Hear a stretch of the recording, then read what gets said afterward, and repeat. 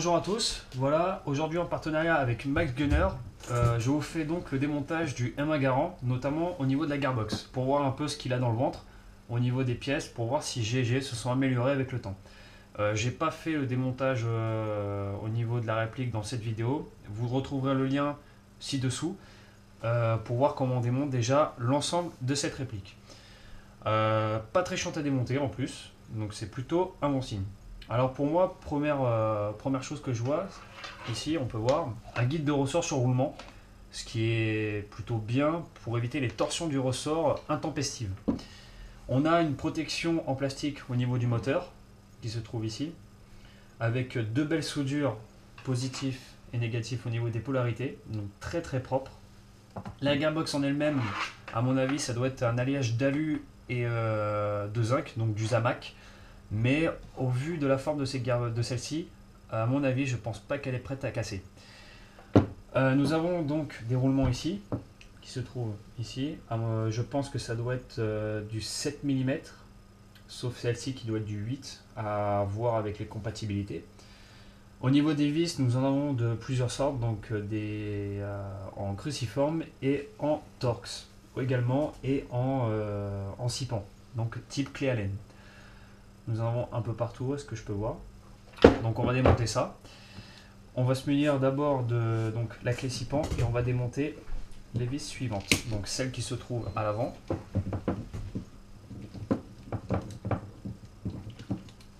Je vais d'abord les desserrer et ensuite je démonterai avec le kit de tournevis pour aller légèrement plus vite. On démonte bien toutes ces vis proprement. Donc voilà, après avoir enlevé les vis type clé Allen, donc il y en a surtout sur ce côté là, donc côté droit de la gearbox et côté gauche au niveau du moteur, et une par ici il me semble. On va enlever le moteur. Alors il faut bien faire attention, il y a un plastique, et donc le plastique sert à éviter les pincements des câbles au moment du remontage. C'est plutôt une très bonne idée de la part de GG, car on sait tous que quand on remonte une réplique, il y a toujours au moins quelque chose qui coince, si on ne fait pas gaffe. Donc on va d'abord enlever les câbles, comme ceci, et on vient tourner le moteur jusqu'au maximum, et on vient juste le glisser. Alors faire attention au niveau d'ici, car les câbles sont calés au niveau d'ici. Ensuite, nous avons donc le fameux clip qu'on connaît des M14 et des G36 et autres V3 et V7. En haut, on a un clip qui est très dur, donc quand il est neuf, à l'enlever.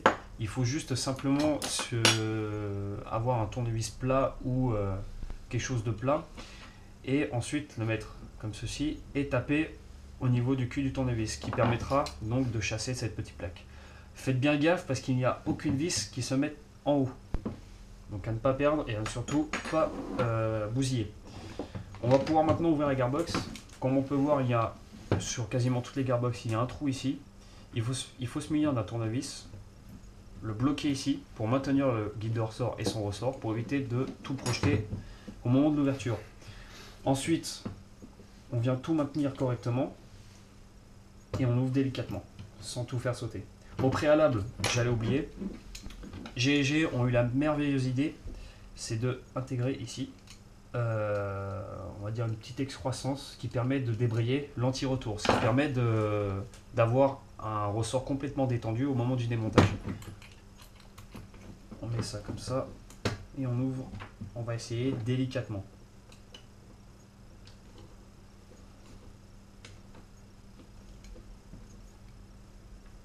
Alors je sais pas pourquoi mais elle me bloque ou pas, j'ai rien dit, autant pour jeu. Et on vient tout de suite, alors je dis bien tout de suite, décompresser le ressort pour avoir plus de facilité à démonter. Donc voilà. Alors à première vue, pour moi, ça reste plutôt correct. Donc les engrenages n'ont pas changé depuis, à ce que je vois. Ça reste très très propre. Le graissage est plutôt bon en soi. Le calage, je ne sais pas encore parce que je ne l'ai pas vérifié. On peut voir que ce sont tous des mêmes au niveau des bearings au final, donc ce qui est plutôt une bonne nouvelle. On va remettre la shim et son gear à son emplacement. Le ressort n'est pas solidaire de piston, ce qui est plutôt bon. Pardon. Le guide de ressort sur roulement, mais le roulement coince un peu, par contre, ce qui est dommage. Il faudra voir si on peut résoudre ce petit problème. Le guide de ressort m'a l'air d'être un compatible V3. Alors, comme on reconnaît tout simplement, c'est au niveau des pattes sont plus larges ici, de ce qui donc serait compatible sûrement pour les Gearbox V3. Le ressort non linéaire, très bonne nouvelle. Ça change des AEG standards, donc c'est-à-dire qu'il y aura une meilleure compression, une meilleure régularité au niveau des FPS. Donc niveau tension, on est plutôt pas trop hard, mais ça suffirait pour débuter. On a donc des gears, on va voir s'ils sont...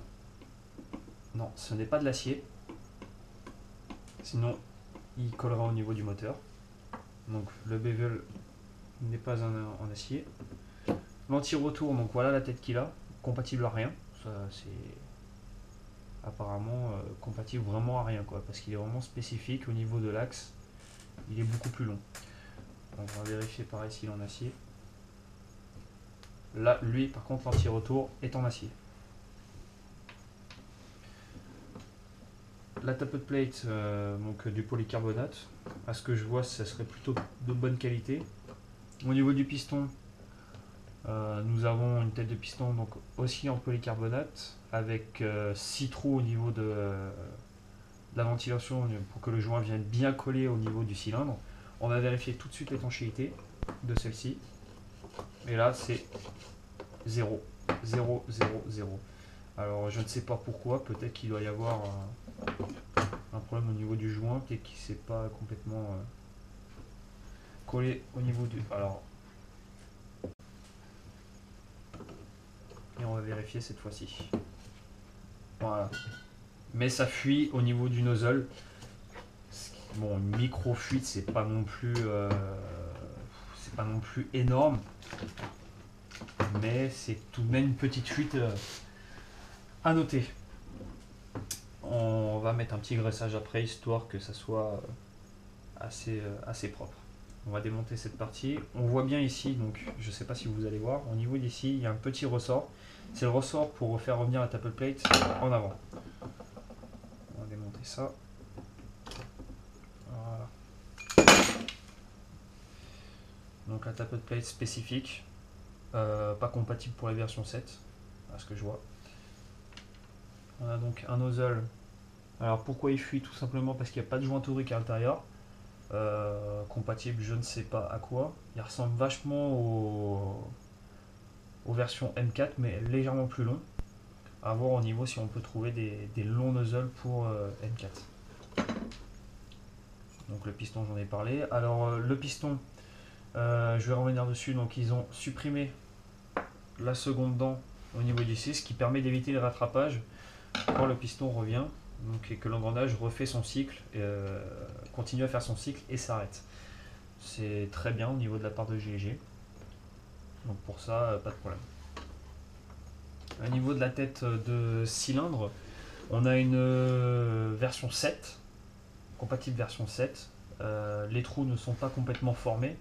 On voit ici. Alors est-ce que c'est du volu ou non? Je ne sais pas. Pour l'instant ça fonctionne. Hein. Pas besoin de chipoter. Le cylindre, c'est un cylindre percé de type 3, donc ce qui permet d'avoir un volume d'air suffisant par rapport à la longueur du canon. Par contre, ça serait bien aussi de le tourner parce qu'il n'est pas dans le bon sens. Voilà, vers le haut toujours, vu que ici c'est ouvert. La tête, donc à l'intérieur, on va démonter ça. Voilà, donc la tête avec un pad en caoutchouc ici, comme d'habitude. Donc sur ça, ça change rien. L'étanchéité est bonne en plus, donc pour l'instant, on peut laisser ça tel quel. Le secteur gear, donc ça n'a pas changé, toujours les mêmes avantages de chez GG. Personnellement, j'aime pas trop, ils sont pas non plus ultra solides. De base, bon, ça suffit amplement. Pour l'instant, pour moi, ça reste des gears vraiment basiques. On va vérifier. Non, pas de l'acier. Ce qui est plutôt dommage. Le Spurgear, donc pareil que les autres, ça n'a pas changé depuis. Pas trop graissé. Bon, il y a un petit peu de graisse un peu partout, c'est un peu normal. C'est pas très grave. Donc ça, on va bien faire gaffe au niveau du puits, ça se met comme ceci. C'est pour que les billes montent. Dans le bloc pop, au niveau des engrenages, donc j'ai tout dit. Au niveau du contact électrique, je ne vais pas complètement le défaire parce qu'à mon avis, ça doit être un peu chiant à remettre. Bon, c'est deux lamelles, hein, ça change pas des objets standards. Pour l'instant, elles sont neuves. À voir dans le temps si ça tient le coup, si on utilise des lipos sans MOSFET. À mon avis, je pense que le charbonnage va se faire très très vite. Sinon, au niveau de la finition des gearbox, des coques sont très très propres. Des traces de moulure, il n'y en a pas. Donc à part les traces d'injection, j'insiste bien, au niveau d'ici là. Bon, sinon c'est très propre, très très bien fini. On va vérifier maintenant le calage des engrenages, voir si GG ont fait un effort. Donc pour l'instant pour moi les bearings tournent plutôt bien.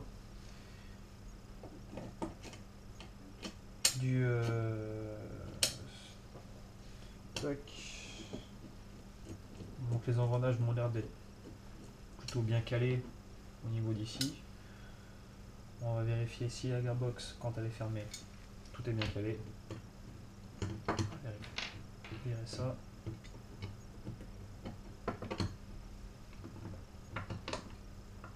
Alors par contre je trouve c'est un peu difficile à refermer, je trouve, ce qui est plutôt bizarre. Voilà. Et on vérifie maintenant en mettant sur le cutoff, donc ce qui est cette partie là, le cutoff lever. Donc pour l'instant apparemment c'est bon. On entend un peu les engrenages tourner, mais sinon le calage est plutôt même, je dirais même complètement correct.